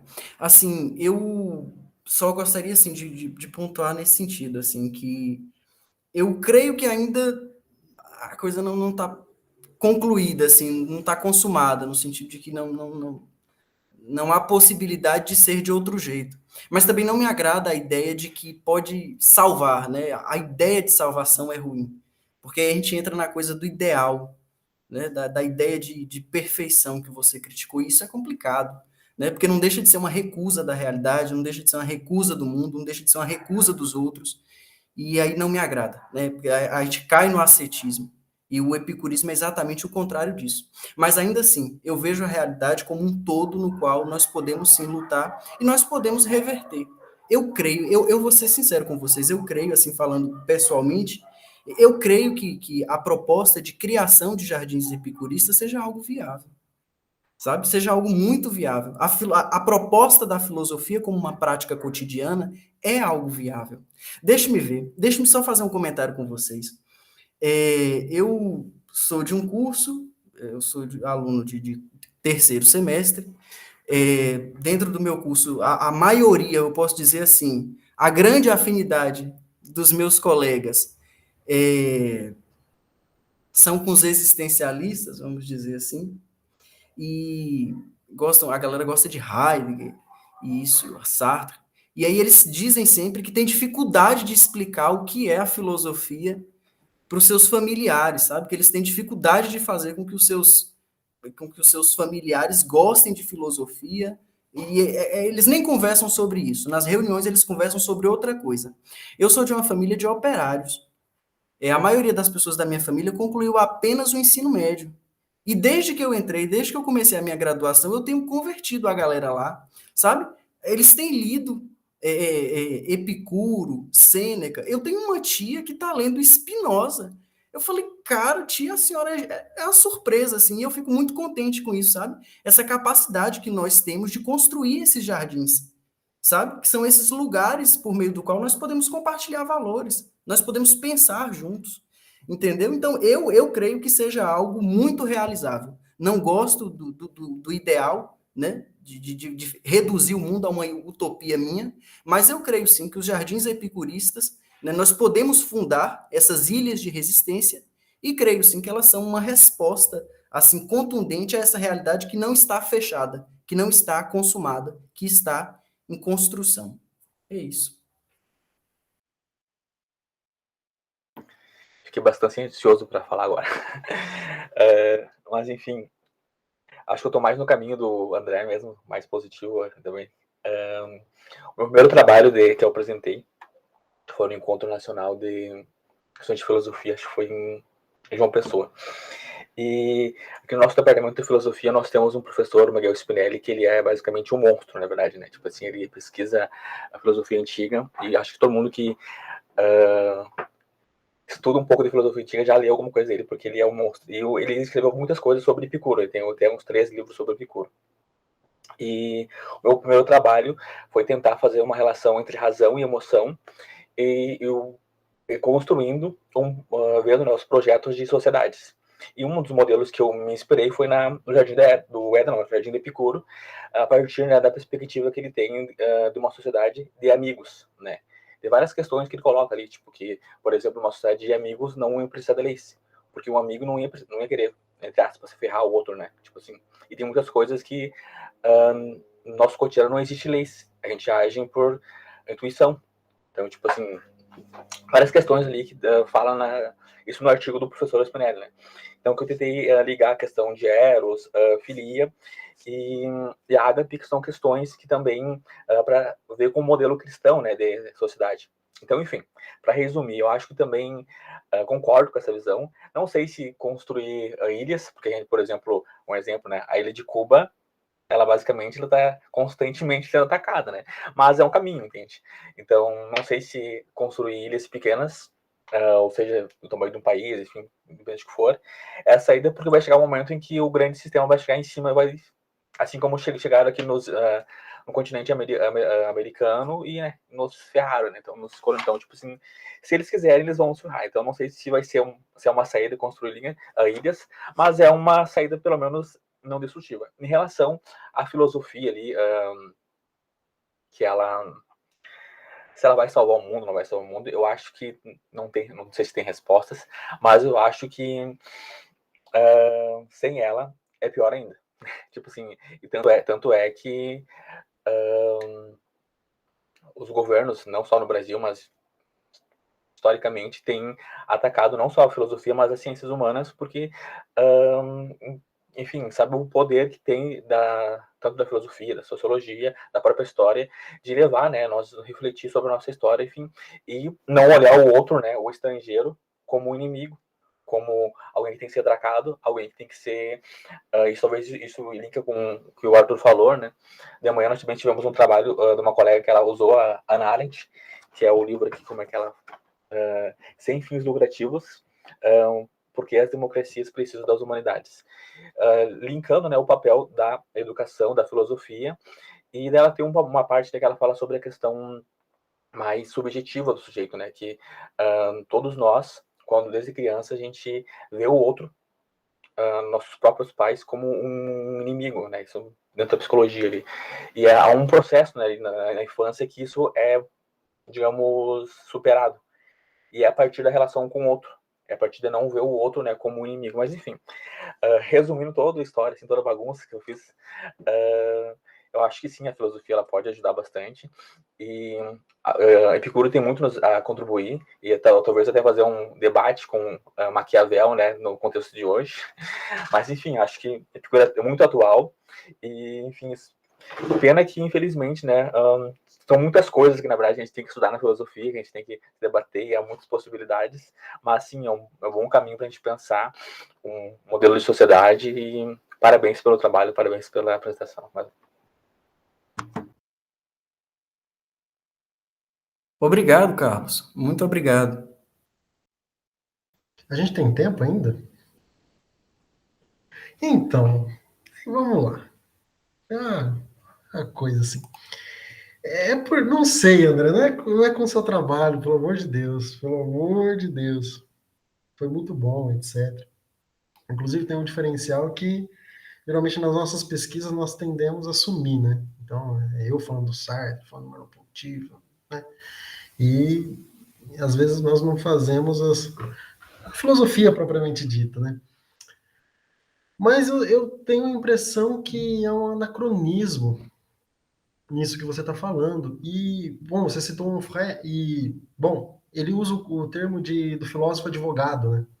Daquele filósofo que quer ficar defendendo o seu autor, né? Então, não fale mal do Kant. Falar mal do Kant, eu não vou falar mais com você. Não fala de espírito absoluto perto de mim. Eu sou kantiano. Não critica meu autor. E fica nessa defesa incessante. E o próprio Onfray, ele não vê necessária essa defesa dos ideais da filosofia. Não, a filosofia acontece, ela opera. Mas Adorno já apresentou que a razão, essa filosofia a filosofia tradicional não encaminha para um progresso. Né? Auschwitz aconteceu. E talvez eu acho que um ponto que o Arthur também tocou, né, na apresentação dele, talvez o grande inimigo mesmo é a própria noção de progresso. Porque a própria noção de progresso é que ela vem destruindo com tudo, e ela é do próprio ideal moderno.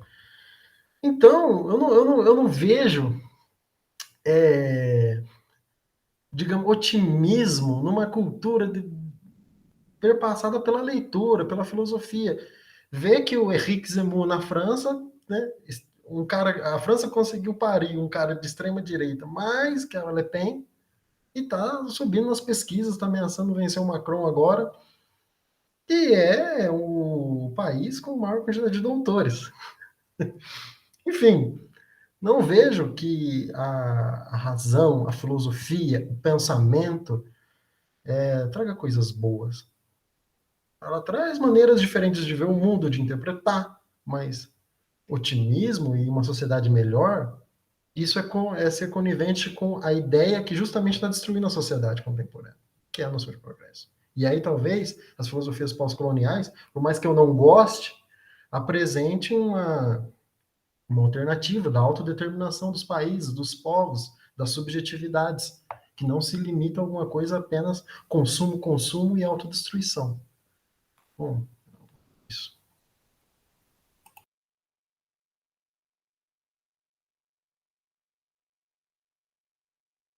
Wellington, você quer falar?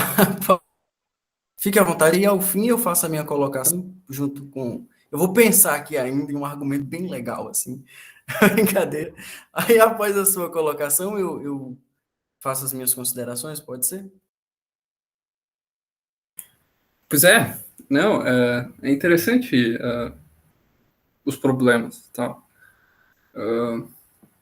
Eu concordo muito com o Fabrício, sabe? Tipo, aquela questão da dialética do esclarecimento, né? Razão, ok, síntese, né? Como assim, né? Tipo, a Alemanha, do nada, né? Enfim, o jogo de merda que surgiu daquilo é bizarro, né? Então, enfim, mas sabe o que eu acho interessante?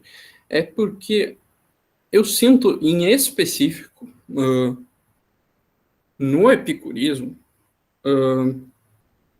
elementos que não são,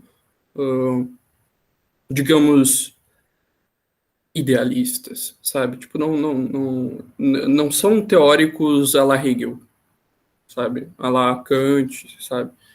Justamente por essa...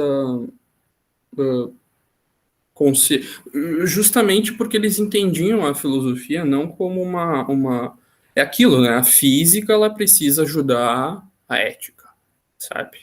Tipo, não existe, sei lá, buscar as estruturas transcendentais do tá me ajudando a, sei lá, a não ter um crush gigantesco na minha, sei lá, na minha melhor amiga, sabe? Que eu tô sofrendo e tal. Não, então, sabe, enfim. Tipo, eles tinham isso, sabe? Claro, só que aqui, aí vem a atualização, sabe? Tipo, o ponto não é arrancar, mas é que isso tem um certo valor, sabe? Um valor de praxis, sabe? Que eu acho que não é idealista. E só que isso, mas é um rolê que precisa de trabalho, sabe? Não é simplesmente pegar o Epicuro e tacar aqui. Não é, inclusive, não é o que o André quer. Esse ponto é saber trazer elementos, sabe? E eu acho que isso, em termos de ação, é porque aí que tá, não existe um ideal perfeito, entende? Por exemplo, a ideia de construir um jardim, tipo, é simplesmente, pô, minha mãe tá lendo Sêneca, pô, fantástico. Então, entende? Eu acho que a subversão, ela vem desse detalhe, entende? Só que aí que tá, é uma moeda, né? Não dá pra dizer que... Né, porque eu gosto muito de Schopenhauer, sabe? Eu tô no lado dos existencialistas, sabe? Então, mas eu tento ver, tipo, não... tipo, acabou já, sabe? É um jogo em aberto, digamos assim, sabe? Pode ser ruim? Pode. Tá sendo terrível? Tá. Mas, enfim, agora eu vou citar aquele obsceno, mas o Zizek, por exemplo, ele diz que justamente quando a merda tá na merda é que pode desvirar a merda, né? Então, tipo, é meio polêmico isso, acho que não é complexo, mas enfim, acho que a gente volta pro mito Sísifo, é um momento decisivo, sabe? Enfim, mas eu acho que Epicuro tem um valor gigantesco, sabe? Por causa dessa praxis, sabe? E eu acho que ele acaba não caindo nessa grande, por exemplo, razão, sabe? Talvez, justamente, inclusive, eu acho que ele surgiu, de certa maneira, como uma reação a essa grande razão, sabe? Platão, né, contra esses modelos platônicos e aristotélicos, né, que eram hegemônicos na época, né? Aí eu não sei conta a história, mas enfim, esse era o meu comentário, o resto vai ser só eu remoendo, então é basicamente isso.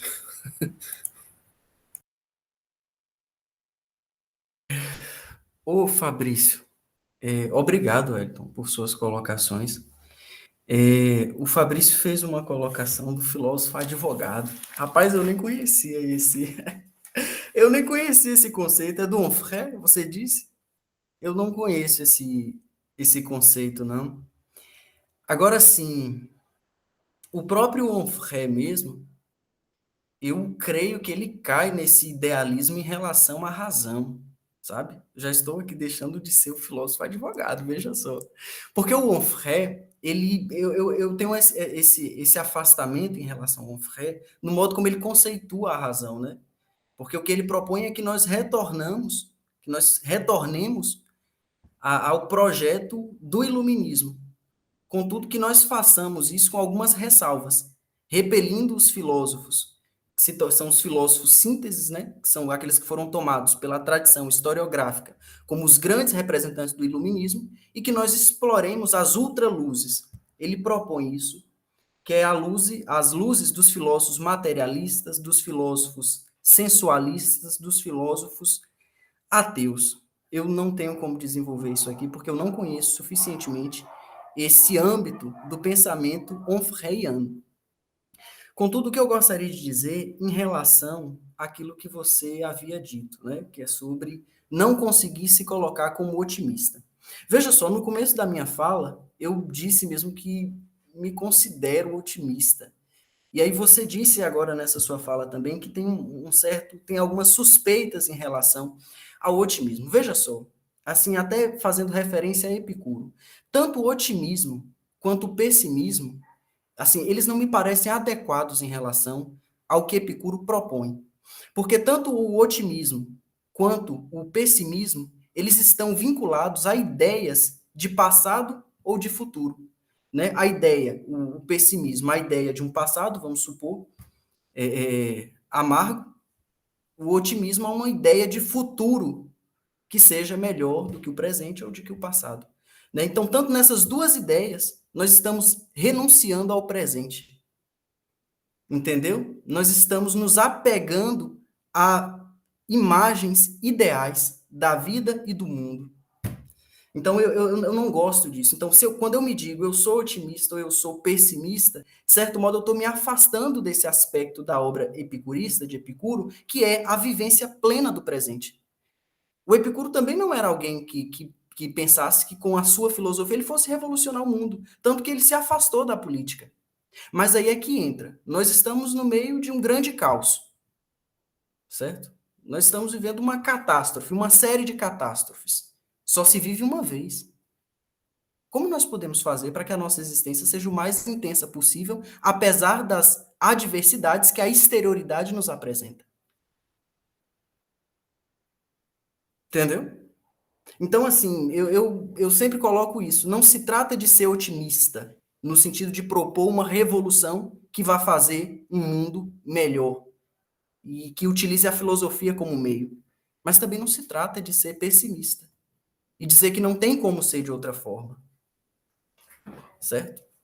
É esse o sentido. Nós estamos em meio a um cenário catastrófico. Nem sempre foi assim, nem sempre será assim. Mas nós temos que viver o presente. Nós temos que viver o que o presente nos oferece. E aí, a filosofia epicurista, ela representa isso.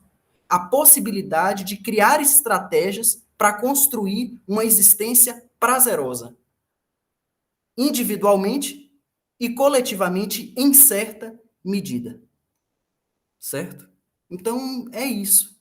É basicamente isso. Mas, assim, eu entendo e respeito a sua posição. Né? Assim, agora, assim, a partir de Epicuro eu não consigo afirmar isso. Certo? Eu não consigo me colocar em nenhuma dessas duas posições. Nem como um completo otimista, nem como um completo pessimista. Né? Eu tenho que viver o presente.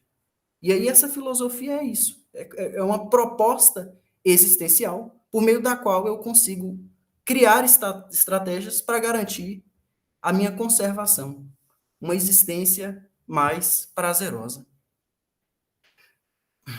É isso, mas agradeço suas colocações, suas perguntas difíceis, fala sério. Obrigado, viu? Muito obrigado, é sempre enriquecedor. Carlos, temos tempo? Não? Pode ficar à vontade, Arthur. Então, eu vou fazer uma fala aqui, me demorar sobre essa questão do... Eu estava pensando sobre a questão positiva. Tá tudo uma merda, tá tudo negativo, tá tudo positivo. Isso diz muito sobre os nossos ideais, né? Sobre como o Fabrício disse, né? Da questão do... reforçando a questão do progresso, essa ideal. Então, se tá uma merda é porque nós não atingimos o ideal. Então, tem o ideal. Então, se nós não vivemos nesse ideal, o que nós temos? Nós temos o nosso dia a dia. E se nós temos o nosso dia a dia imperfeito, né? Eu acho que, trazendo Epicuro, nós podemos ter um proveito melhor. É claro que, se formos olhar para eventos políticos históricos, nós teremos desgostos, mas também teremos prazeres. É um pouco difícil da gente ser otimista se nós consumimos uma cultura que nos vende uma ideia de negativismo. Porque é um produto. A ideia de que o mundo é uma droga e precisa melhorar um produto do capitalismo. De que nada está suficientemente bom e que precisa melhorar. Então, não importa quantas pessoas são salvas por dia. Se um morre, nós iremos dar todas as atenções do mundo para essa pessoa que morre. Nós não temos os ideais de morte como os mexicanos. Nós não achamos a morte uma grande coisa. Nós achamos que a morte é ruim. Nós não adoramos a morte. O fim. É negativo. Que horrível. Morreu. Então, nesse sentido, é um produto. Não é algo real. Volto com a Wasabi. Não é real. Boa parte das coisas que nós vivenciamos na nossa realidade, às vezes, são produtos do capitalismo. Bomba filme de terror. Bomba o desespero do fim. As pessoas ficam, nossa, o fim do mundo. Que ótimo. Mas estamos aqui todos vivendo e ainda não acabamos. E se formos levar a ponta da faca, cientificamente falando, tudo no mundo nós podemos mudar. Cientificamente falando. Podemos contornar desastres ambientais, podemos nos tornar pessoas melhores. Nós temos a capacidade de. Então eu olho para tudo isso como um produto. Se não houvesse capacidade, é uma condenação ter um assunto, para que nós estamos aqui, porque existe filosofia. Eu faço essa provocação aos grandes colegas Fabrício e Wellington, de que talvez nós estemos inertes a um produto. Porque se você for pensar, nós temos uma cama boa para dormir, é um pouco clichê. Mas o quanto o básico da nossa existência, que parece básico, mas há 100 anos atrás era um luxo, inalcançável a maior parte da humanidade. Eu não estou dizendo, está tudo lindo, Bolsonaro, seu gostoso. Não estou dizendo isso. O fascismo é uma bosta. Não estou aqui dizendo, que tá tudo lindo, vamos do carnaval. Uhul! Não estou sendo brasileiro, né, de carnaval, vamos dizer assim. Não é esse o ponto. O ponto é para tomar um cuidado sobre essa visão negativa como um produto, porque ele é, na minha concepção e pelo que eu estou bebendo dessa filosofia do Wasabi, um produto. Olhar para tudo o tempo inteiro com visões negativistas e achar o pior das pessoas e olhar até para o Bolsonaro como Hitler, como demônios, não é correto. Eles não são demônios, são pessoas tal como nós, por incrível que pareça, imperfeitas. Então eu acho que seria um conforto, e isso o Wasabi diz, é confortável definir um mundo negativo e positivo, porque aí nós não precisamos viver na realidade. Eu fui muito mais feliz agora do que na minha apresentação, na minha fala. Nossa senhora, eu tava puto que eu não tinha falado algumas coisas. Agora eu tô feliz. Agora tá tudo 10. Muito obrigado.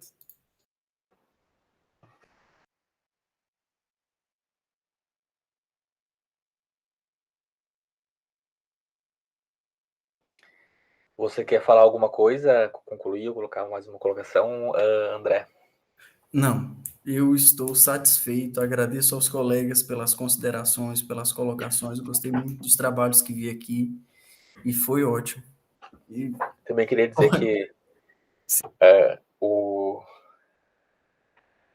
eu fiquei muito mais feliz também do que na minha apresentação da manhã, agora, na fala de hoje, estava pensando agora que bom que, imagina se nossas aulas fossem assim, né, tipo assim, nos desse interesse de estar continuando, se fosse empolgante, assim, a gente tem que fazer mais espaço, assim, pra gente poder, até o que estava falando comigo no bate-papo ali, que ele tem mais tempo, né, para apresentar o trabalho dele, e como que seria importante a gente ter um espaço, assim, né, pra gente poder estar expondo nossos pensamentos, dialogando e conversando, assim, de uma forma saudável.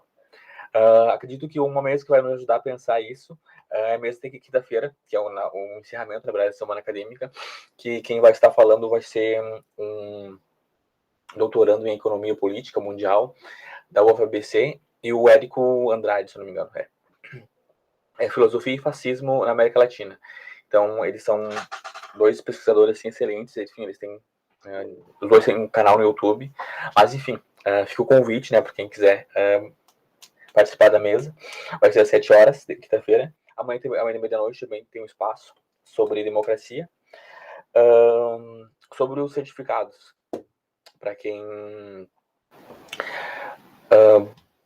a princípio, a gente vai disponibilizar até o dia 20 de dezembro. 60 dias para entregar o trabalho, coisa, mas provavelmente vai ser antes. Assim que eles estiverem confeccionados, a gente vai enviar um e-mail para vocês com o portal do aluno. O portal do aluno, onde vocês vão gerar o e-mail vocês vão colocar o nome de vocês completo ali e vocês vão gerar o certificado de vocês a partir de, né, que eles já estiverem pronto. Então, a gente aguarda esse e-mail e não sei se o e-mail que o Samuel enviou para vocês sobre a comunicação, ele pediu para que conferissem o nome de vocês e o nome de trabalho. Porque caso, né, esteja errado, peço que nos avise, né, até o final de semana, porque depois não vai ter como alterar. A gente sabe como é importante nos certificados. Então, nos avise antes, confiram bem o nome de vocês ali, o nome do trabalho, se tem algum erro, alguma vírgula, porque depois vai ser quase difícil, impossível da gente, digamos, corrigir. Então, basicamente é isso. Mais uma vez, obrigado, né, por você ter apresentado o trabalho de vocês e damos por encerrado, né, esse espaço e até os próximos. Uma boa noite para vocês. Só agradecer novamente aos colegas do debate. Estou saciado, estou jantado, tudo 10. Como aí o nosso colega Wellington não tem Instagram. Pô, Wellington, tem um lado positivo nas redes também, cara. Juntar os coleguinhas da filosofia. Não, Considera criar... Eu apresento nos eventos do Sul, né? Porque eu sou do interior de São Paulo. Uhum. Então não sei se eu vou apresentar de novo. Por causa da pandemia, não tem como a gente ir, né? Enfim. Mas o contato eu acho que é uma coisa muito importante, gente. Assim, as redes sociais proporcionam isso. Tu não é daqui ou tu não é daqui? Opa, quê? Tu não é daqui da cidade de Santa Maria? Não, estou fazendo mestrado na UFSCar. Mas tu não é do curso aqui? Não? Engraçado, eu achei que fosse um calouro do... Um calouro semelhante a ti. Ele é mestrando, Carlos. Sim, mas é que eu tinha um calouro semelhante a ele, tipo assim, na pandemia. Pô, para a gravação aí, pelo amor de Deus. Na pandemia, né? Não tem como... Não tem como a gente saber se a pessoa já se formou ou não se formou. Várias pessoas que eram calouro já estão, enfim, que entram já, né, na graduação com uma graduação já. Então, pode ter feito mestrado, feito o concurso mestrado entrado. Mas, enfim. Pô, mas o André no terceiro semestre, eu não acredito nisso, cara. Nossa senhora, mas tu fez quantas cadeiras? Foi 15 cadeiras por semestre? Pelo amor de Deus! É porque, assim, eu fiz o seguinte, eu comecei o curso de filosofia há 3 anos, vamos supor,